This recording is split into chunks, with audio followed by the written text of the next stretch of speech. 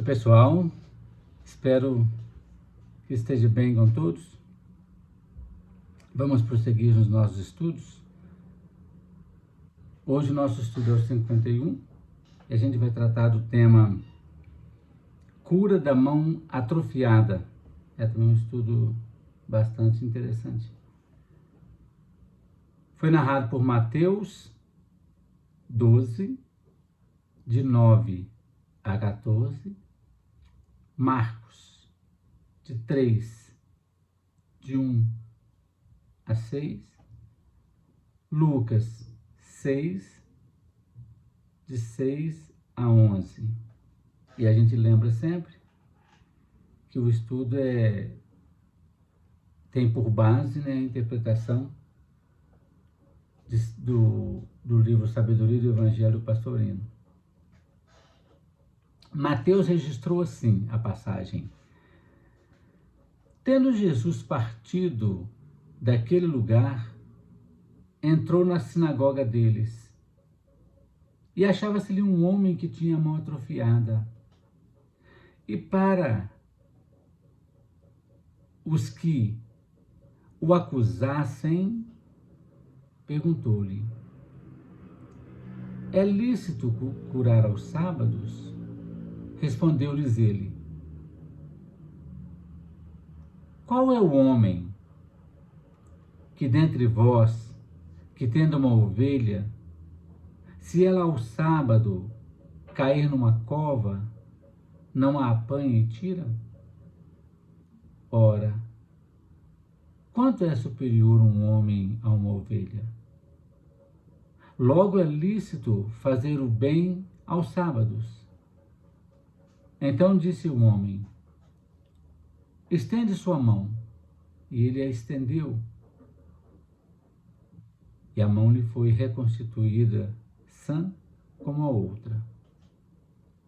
Mas saindo dali, os fariseus reuniram-se em conselho para resolver como o destruiriam. Marcos registrou assim: entrou Jesus outra vez na sinagoga, e aí se achava um homem que tinha uma das mãos atrofiada, e observavam-no para ver se o curaria no sábado, a fim de o acusarem. Disse Jesus ao homem que tinha a mão atrofiada: levanta-te e vem para o meio de nós. Então lhes perguntou: é lícito aos sábados fazer o bem ou o mal, salvar a vida ou tirá-la? Mas eles ficaram silenciosos. E olhando em redor com desgosto, entristecido pela insensibilidade de seus corações, disse ao homem: estende tua mão. Ele a estendeu e a mão lhe foi reconstituída. Saindo dali, os fariseus entraram logo em conselho com os herodianos contra ele, para ver como o destruiriam. Lucas registrou assim: aconteceu em outro sábado entrar na sinagoga e ensinar.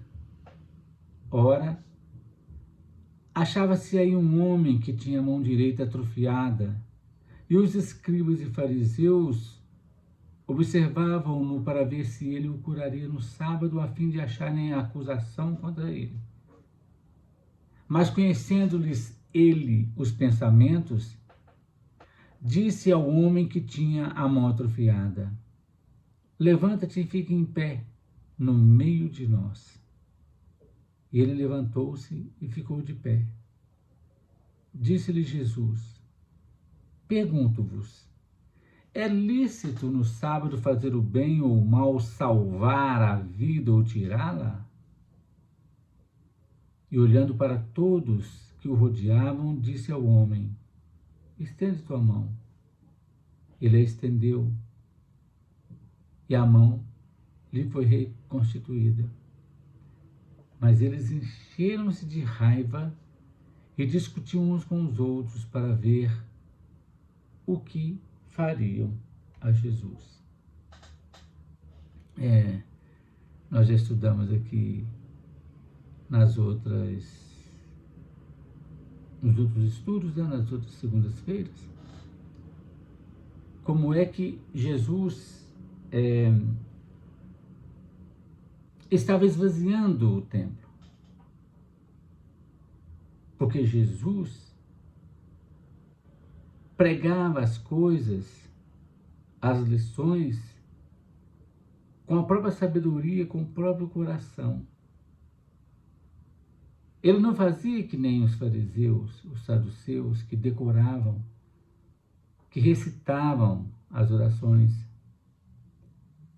Jesus usava do seu próprio evangelho, da sua própria sabedoria, do seu próprio coração, da sua própria fé, um processo de libertação das pessoas e não de aprisionamento. E se os templos, as sinagogas começassem a ficar vazias, seria muito complicado para aqueles donos da religião, né? Então eles achavam que Jesus estava atrapalhando o negócio deles, né? Eles seguiam aqueles rituais e eram talvez, conforme a gente já falou também, mais severos que a própria lei, que já era bastante severa. Mas vamos lá. Entendendo então a lição.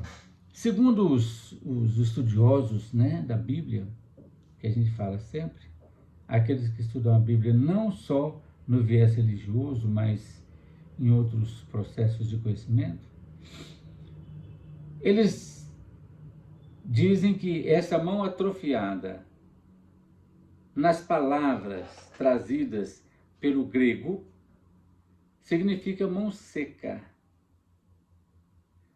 E esse moço tinha a mão seca não por um mal congênito, mas ela foi paralisada por causa de um acidente, porque esse moço, ele era um pedreiro. E segundo Lucas, ele atrofiou a mão direita. Isso ficou difícil para ele continuar o trabalho dele. Essa informação de que o homem era pedreiro está nos evangelhos apócrifos dos nazareus e ebionitas. É um evangelho, né, que a gente já fala dele, não do evangelho canônico, mas dos evangelhos apócrifos, aqueles que não são registrados pela igreja, né? Não são dos 4 evangelhos que a gente conhece. Aconteceu em outro sábado porque Jesus fazia as curas no sábado. E é lógico, porque no sábado é um momento, nós já falamos isso em outros estudos, o sábado significa aquele momento em que a pessoa está mais propensa espiritualmente para receber um benefício espiritual, né? Sábado era o dia de ir nas sinagogas, fazer as orações, né? Cumprir os ritos, mas significava que era o dia também que as pessoas deixavam de lado os seus trabalhos materiais, que durante a semana eles praticavam, e precisavam então dedicar o sábado apenas à atividade espiritual. Portanto, as curas seriam no sábado, que era o momento, repito, que as pessoas estavam propensas àquela atividade, atividade espiritual. Sinagoga, então, significa um lugar de ensinar e orar. Esse homem que tinha a mão direita, a mão atrofiada, nos dizeres de Lucas, que nem também a gente lembrou, a mão direita, isso é muito significativo, né? Para a gente entender o processo. A mão direita, primeiro, ele era pedreiro, então dificultava bastante a atividade dele. Mas, do ponto de vista profundo e simbólico, a mão direita significa aquele processo que se faz direito, que se faz conforme a justiça. É tanto que a gente faz um trocadilho. As pessoas que lidam com lei, os advogados, fazem o curso de direito. Isso, elas vão lidar com a justiça. Então, o lado direito, a mão direita, simboliza um processo de justiça, enquanto que a mão esquerda simboliza o processo espiritual. Né? Quando Jesus disse, se alguém lhe ferir na face direita, vire também a outra. Porque se alguém fere a face direita é porque há um débito qualquer na lei da justiça. Então você precisa trocar o lado o lado direito, o lado da justiça, pela outra face, que é o lado do amor, do perdão, né? O lado espiritual da questão. Os escribas e fariseus observavam para ver se Jesus curava no sábado, porque no sábado não podia fazer nada, né? Só podia se dedicar às coisas do Espírito. Quer dizer, nem falar. As pessoas não podiam se distanciar, deveria manter o silêncio, não podia andar mais de 1 quilômetro, se não me engano. Porque era o dia que a pessoa deveria se dedicar até 6 horas da tarde, né? Que acabava o dia, vamos dizer assim, né? Os fariseus então falavam, poxa, hoje não pode fazer isso, Jesus não pode curar. E Jesus estava sendo observado, nós já falamos, porque os fariseus, conforme está escrito mesmo nos evangelhos, os fariseus estavam muito chateados mesmo com Jesus, estavam com ódio dele, porque ele estava esvaziando as sinagogas. E eles então, onde quer que Jesus estivesse, havia um fariseu ou um saduceu para ouvir e ver o que Jesus estava falando e fazendo, para acharem uma acusação contra Jesus. Jesus então faz o seguinte, manda que o doente fique de pé no meio da assembleia. É legal isso. Venha para cá, fique entre nós, levante-se. Isso é muito interessante para que ele se sentisse, primeiramente, para que ele se sentisse representado naquela comunidade, para que ele se sentisse partícipe daquele processo, e também para que as pessoas pudessem vê-lo e, quem sabe, condoerem dele, né? Jesus fez esse teste, e aí verifica-se essa cura sensacional, né, na cabeça das pessoas, que muita gente fala que é milagre, né? Jesus pergunta então, é lícito fazer o bem ou o mal? E os fariseus acabam ficando calados, emudecem, né, atrapalhados com aquela situação, porque eles não podiam dizer que não era lícito fazer o bem, porque senão todo mundo iria condenar eles. Mas se ele dissesse que era lícito fazer o bem, eles iam apoiar a causa de Jesus. Então Jesus usou uma situação um pouco capciosa para deixar os fariseus e os saduceus sem ação.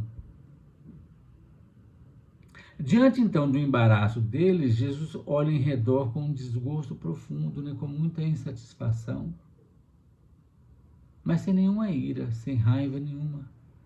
Só sentiu uma profunda tristeza e compaixão que acabou se revelando pela face de Jesus, registrado pelos evangelistas, né? Jesus não podia compreender a insatisfação, o endurecimento daqueles corações diante da situação daquele homem. Então Jesus disse ao homem assim, estenda a tua mão. O que é estender a mão? É estar disposto. Quando alguém estende a mão para outra, é um acordo que está fazendo, é uma aceitação que está fazendo. Há um contrato ali. Então, estender a mão significa querer a cura e principalmente estar pronto para ela, porque era sábado.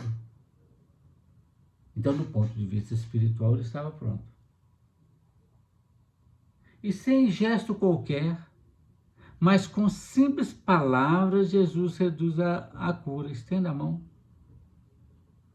Jesus não violou de jeito nenhum o repouso do sábado, pois era proibido, né, falar no sábado, vamos dizer, que nem a gente já mencionou. E eles ficaram com raiva, por verem que se tornavam completamente impotentes diante de Jesus e vão se reunir com os herodianos, pois para eles era indispensável, a partir daquele momento, declarar guerra àquele homem, até exterminá-lo se fosse o caso, pois ele, Jesus, estava desprestigiando e humilhando o orgulho dos fariseus.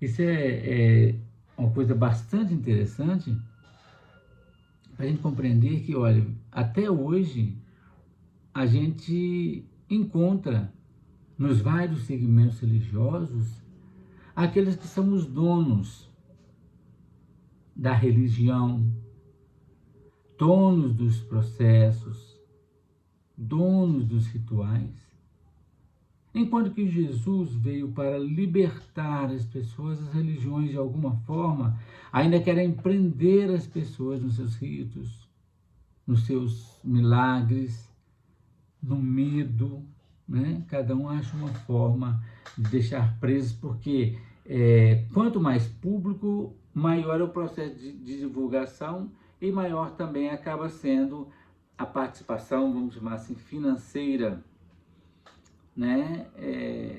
Que as pessoas acabam doando para as religiões, né? Então Jesus, aquelas pessoas sustentavam a sinagoga, sustentavam o templo. Tinha até as moedas, né? Quando Jesus chega lá no templo e vê a exploração que acontecia no templo, Jesus fica extremamente chateado. Nós já falamos sobre isso, é um assunto à parte, né? A religião, então, ela precisa ser íntima, sem ritos, sem preceitos, apenas o contato íntimo com cada um de nós e Deus, o Deus íntimo de cada um de nós, né? Entendendo, então, essa lição no sentido mais profundo, a gente ir na nossa intimidade, que é sempre a nossa linha, né?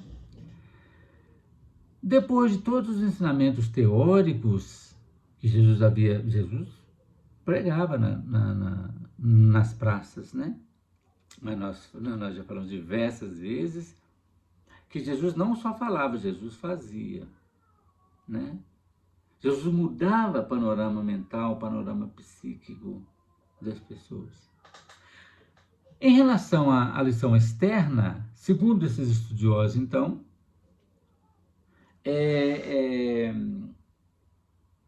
o homem precisava da sua mão direita para trabalhar, para fazer o seu sustento. Jesus cura o moço para ele poder trabalhar, para ele poder sustentar a sua vida e a sua família, e com isso ele atrai para si o ódio dos fariseus e dos saduceus, né? Todos eles que são aliados ao processo do poder temporal, do poder material, do poder dos templos. E que eles acabam, todos esses donos do poder, acabam bajulando determinadas pessoas para não perderem os favores transitórios da terra. Eles ficavam irados com Jesus, porque eles estavam perdendo poder diante do povo. O povo só queria saber de Jesus. Não queria mais saber das sinagogas.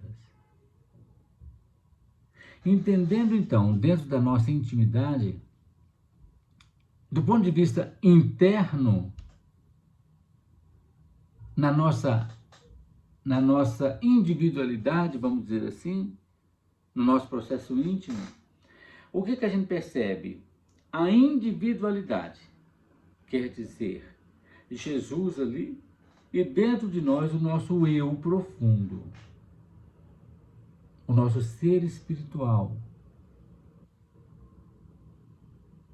o nosso processo divino, a nossa centelha divina, que é a nossa personalidade, que é a nossa individualidade, a gente não, essa individualidade, ela não pode se preocupar de jeito nenhum com o que possam estar pensando, dizendo ou fazendo os outros sobre ela. Mas ela está sempre buscando o aperfeiçoamento da sua personalidade. Então é interessante, o moço tinha a mão direita atrofiada. Isto é, ele teve, aspas, problema com o processo da justiça. Quando o Espiritismo fala para nós a lei da justiça, amor e caridade, o nosso processo de libertação é estarmos bem equilibrados com a lei da justiça, com a lei do amor e com a lei da caridade. Onde houver desajuste entre esse processo, a gente estará com nossa mão atrofiada. A mão direita. Não eram as duas mãos. Mas a mão dele era o principal instrumento de trabalho. Que naturalmente, do ponto de vista simbólico, ele feriu a lei. Feriu o lado direito. Então ele precisava refazer isso perante a Assembleia, o povo, o público. Então, se a nossa personalidade está atrofiada, que nem eu disse, a nossa mão direita, nós não agimos conforme deveríamos, né, perante a lei, a individualidade vai nos colocar como exemplo no meio da nossa multidão. O que é essa multidão? São as nossas outras personalidades. Então, como nós temos uma série de personalidades, esse momento servirá como exemplo para outras personalidades nossas, para que a gente possa se modificar diante do público no processo dessa nossa atuação. E mais importante, sem temer, o homem levantou lá no meio da Assembleia, sem temer os julgamentos apressados daquelas pessoas que não estavam nem aí para ele e poderiam, inclusive, apoiar a morte dele e de Jesus Cristo. Né? Porque se o homem ficasse sem trabalhar, a vida dele estaria talvez condenada a ser um pedinte, praticamente uma morte social. Então a individualidade, a nossa individualidade, quando percebe os nossos deslizes do ontem, vai nos colocar perante a nossa própria multidão, as nossas próprias falhas, os nossos próprios engodos, para servir de testemunho para ele, mas sem nenhum julgamento. Quando então a gente estiver pronto, Jesus vai dizer assim, Jesus que eu digo, a individualidade que está em nós, vai falar o seguinte: estenda a mão, aceite o processo de cura, aceite o seu processo de libertação. É muito legal quando a gente começa, pelo menos eu penso assim, quando a gente começa a perceber toda a beleza do Evangelho. Que a gente não está aqui para ser apedrejado, para ser julgado, para ser condenado,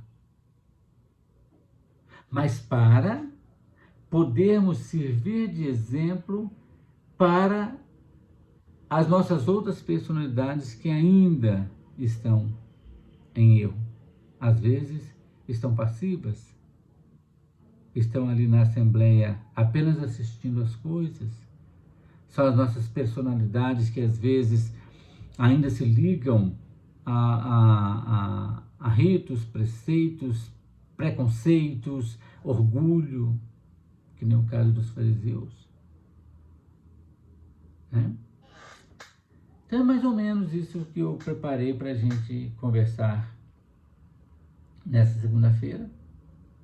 Espero que tenha sido útil para todos. E pedimos então a Jesus, o nosso mestre, o nosso guia, que possa ficar conosco e curar nossas feridas e cicatrizes. E nos ajudar a transformar todas essas nossas personalidades do ontem num processo que vai nos garantir a nossa ida definitiva para a plenitude que nos aguarda. Obrigado, gente, por tudo.